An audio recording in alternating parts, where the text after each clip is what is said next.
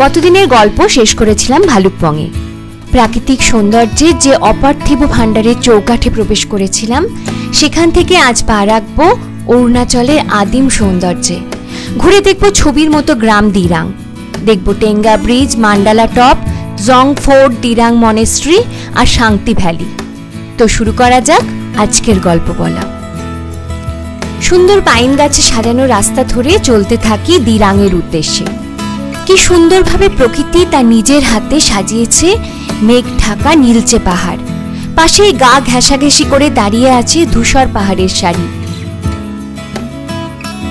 ছাতার মতো মাথার উপর পেঁজা তুলো ছড়ানো নীল আকাশ, আর এখানে ওখানে ছড়িয়ে থাকা গাছের দল উঁকি মেরে দেখছে প্রহরীর মতো, নজরে রাখছে প্রকৃতির সাম্রাজ্যে মানুষের গতিবিধি।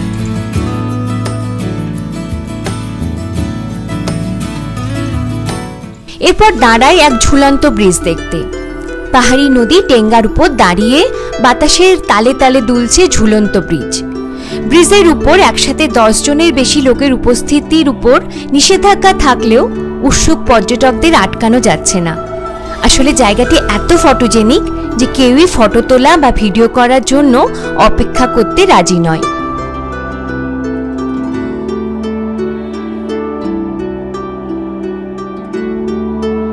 সুন্দর রঙিন পতাকার আন্দোলনের সাথে আন্দোলিত হচ্ছে ব্রিজ, আর নিচে পাহাড়ের কোলে বয়ে চলেছে উচ্ছল টেঙ্গা নদী। ছোট বড় পাথরে ধাক্কা খেয়ে বয়ে চলা টেঙ্গা নদী আর ব্রিজের মেলবন্ধন এক কথায় মনোমুগ্ধকর। এই স্নিগ্ধ নির্মল শীতল জলের প্রবাহমানতা মনকে ভিজিয়ে দেবে প্রকৃতির সৌন্দর্য মাখা মায়া জালে। তুমি নির্মল, তুমি সুন্দর, তুমি মন খারাপের রীতি। সৌন্দর্যে স্তরে স্তরে, তাই তো শুধুই তোমার উপস্থিতি। আলো ছায়ার লুকোচুরি খেলা দেখতে দেখতে পাহাড়ের বাঁকে বাঁকে এগিয়ে চলি গন্তব্যের দিকে। সুন্দর সবুজে সাজানো পাহাড়, কত নাম না জানা ব্রিজ, গাছগাছালির মুগ্ধতা দেখতে দেখতে পেরোতে থাকি দূরত্বের গণ্ডি। পাহাড়ি রাস্তার এই পরিচ্ছন্ন মসৃণতা অবশ্যই উল্লেখ করার মতো।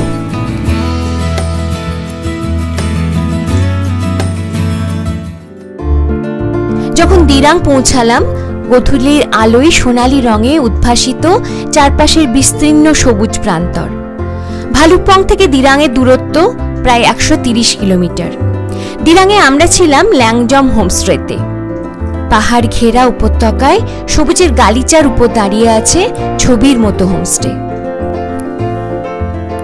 এই হোমস্টে আমার পার্সোনালি ভীষণ পছন্দ হয়েছিল। এত স্পেসিয়াস, সাজসজ্জায় আভিজাত্যপূর্ণ, নিরিবিলি উপত্যকায় অবস্থিত হলেও সমস্ত রকমের ব্যবস্থাপূর্ণ এবং আতিথেয়তার উষ্ণতায় পরিপূর্ণ। যতদূর চোখ যায় সবুজের চাদর জড়ানো পাহাড়, পাহাড়ের গায়ে গাঢ় সবুজ তৃণভূমি, ফুলে ফুলে সাজানো গাছ, পাখির ডাক আর নদীর বয়ে চলা শব্দ। মন ভালো করতে আর কি চাই। অরুণাচলে পর্যটকদের এত স্বল্পতা দেখে সত্যিই ভাবছিলাম, এত সুন্দর জায়গার হদিশ এখনো সবাই জানে না। না হলে এত অসম্ভব সুন্দরী হয়েও কেমন করে দাঁড়িয়ে আছে লোকচক্ষুর অন্তরালে। গোধূলির আলো তীব্রতা কমতে লাগলো। অরুণাচলে একটু আগেই সন্ধে নামে, তাই দিনের আলো তীব্রতা কমতে লাগলো দ্রুত বেগে। আর এই আলোতে সঙ্গী করে বাঁধিয়ে রাখার চেষ্টা করলাম প্রকৃতির এই চালচিত্রকে আমার মনের ফ্রেমে। ভোর 6টায় উঠেই দেখি চারিদিক ভেসে যাচ্ছে আলোর সমুদ্রে। অরুণাচল নামের অর্থ ভোরের আলোর দেশ, কারণ দেশের একদম পূর্ব দিকে অবস্থিত এই রাজ্যে সূর্যোদয় হয় অনেকটা আগে।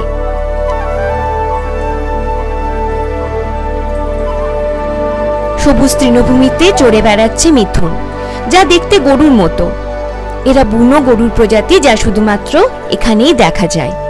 সূর্যের আলোতে যেন ঝলমল করছে প্রকৃতির সমস্ত কোণ। সবুজ গালিচায় দাঁড়িয়ে গাঢ় সবুজ গাছের সারি, আর উপত্যকা থেকে পাহাড়ের গায়ে উঠে পড়েছে ঘন জঙ্গল। এই উপত্যকা যেন সত্যিই পাহাড়ের কোলে ধ্যানাসনে থাকা সৌন্দর্যের মূর্তি স্বরূপ। অনতি দূরে কুলকুল শব্দে বয়ে চলেছে শান্তি নদী।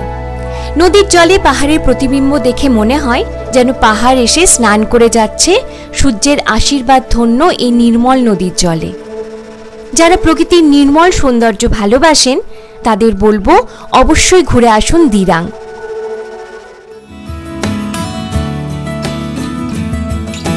সকালে ব্রেকফাস্ট সেরে বেরিয়ে পড়লাম সাইট সিনের উদ্দেশ্যে। আমাদের পুরো অরুণাচল ট্যুরে আমাদের সঙ্গী ছিল গুয়াহাটি ট্রাভেলার বাস। সরপিল পাহাড়ি রাস্তা ধরে দ্রুত উঠতে লাগলো আমাদের বাস। পৌঁছে গেলাম মান্ডালা টপে।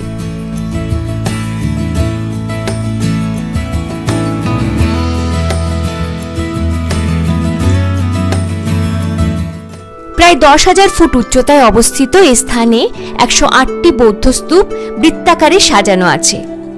সুউচ্চ পর্বতের ঝোড়ো বাতাসের আন্দোলনে আন্দোলিত রঙিন পতাকা এবং বৌদ্ধ স্তূপ সৃষ্টি করেছে আধ্যাত্মিক এবং প্রাকৃতিক সৌন্দর্যের মেলবন্ধন।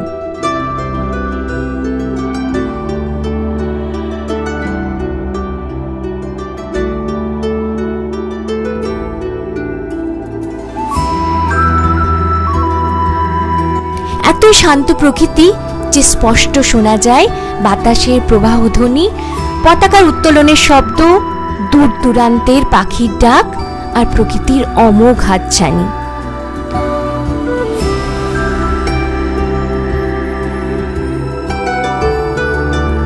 দাঁড়িয়েছিলেন আমি তখন, চারিদিকে খোলা প্রান্তর, পতাকা দোলার শব্দে তখন জেগেছিল মোর অন্তর। নতমস্তকে জানাই প্রণাম, তুমি যে বিস্ময়ের নামান্তর। ধর্মের সীমা ছাড়িয়ে গিয়ে তুমি জাগ্রত বিস্ময়ের স্বাক্ষর।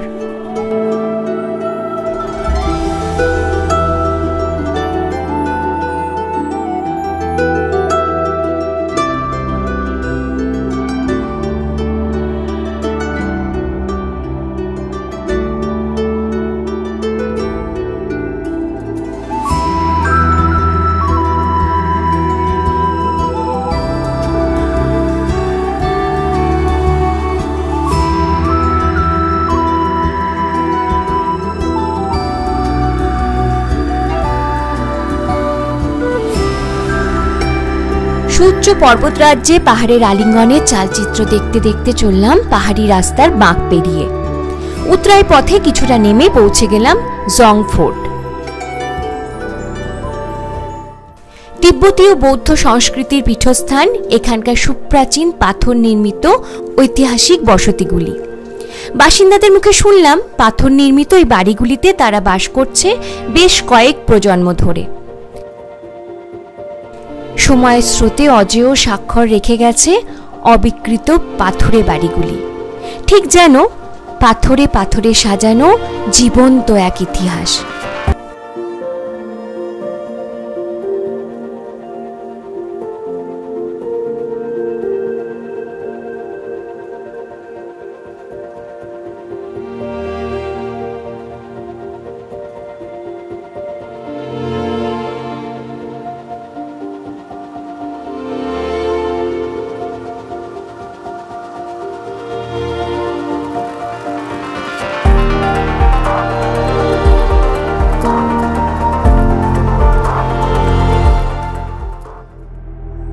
এরপর পৌঁছে যায় দিরাং মনেস্ট্রি।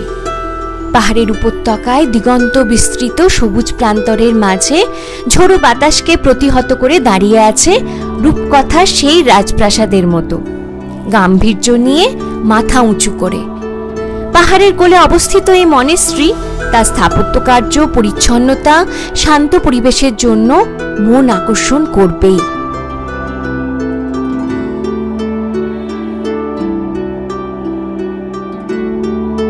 নিতান্তই শান্ত পরিবেশে মিশে গেছে পাখির ডাক আর প্রেয়িং হুইলের ধ্বনি মাধুর্যে যেন শান্তির বাণী ছড়িয়ে পড়ছে প্রকৃতির সর্বত্র।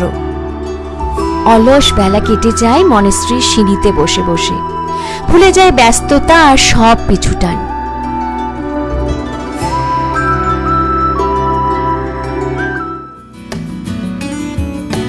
রাস্তায় লাঞ্চ করে পৌঁছে যায় আমাদের সেই দিনের শেষ গন্তব্যে, শান্তি ভ্যালিতে।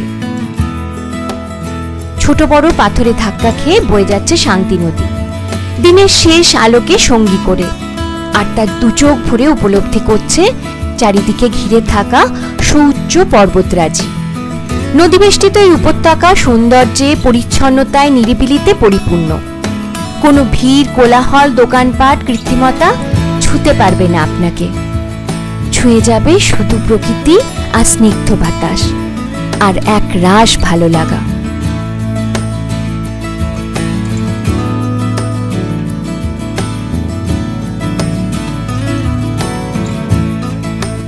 সত্যি দিরাং এক রূপকথার গ্রাম, যেখানে ভিড়, কোলাহল, কৃত্রিমতার দৈত্যদানরা পরাজিত, জয়ী শুধু প্রকৃতি আর স্নিগ্ধতা।